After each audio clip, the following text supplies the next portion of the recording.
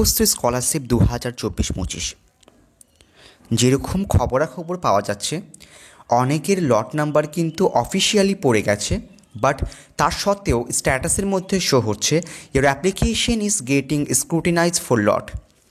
তো এই মুহূর্তে স্ট্যাটাসের মধ্যে শো হচ্ছে না যে আপনার লট কবে পড়েছে বা পড়েনি, এবং অফিসের টোল ফ্রি নাম্বারে কল করলেও কিন্তু কোনো রেসপন্স পাওয়া যাচ্ছে না।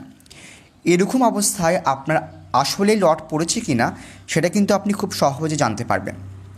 প্রথমেই আপনি ওয়েবসাইটের মধ্যে চলে আসবেন, ঠিক আছে? তো ওয়েবসাইটের মধ্যে চলে আসার পর দেখুন এখানে একটা অপশন রয়েছে ঐক্যশ্রী কানেক্ট। তো এই অপশনের উপর আপনি ক্লিক করুন। এই অপশনের উপর ক্লিক করবার পর এখানে এবার আপনাকে একটা ফিডব্যাক সেন্ড করতে হবে। এখানে প্রথমে আপনি আপনার ঐক্যশ্রীর অ্যাপ্লিকেশন আইডি দেবেন। অ্যাপ্লিকেশন আইডি দেওয়ার পর সাবমিট করবেন।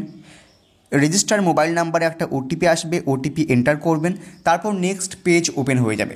সেখানে আপনাকে একটা ফিডব্যাক সেন্ড করতে হবে, এবং ফিডব্যাকের রিপোর্টে আপনি লিখবেন, প্রথমে আপনার অ্যাপ্লিকেশন আইডি লিখবেন।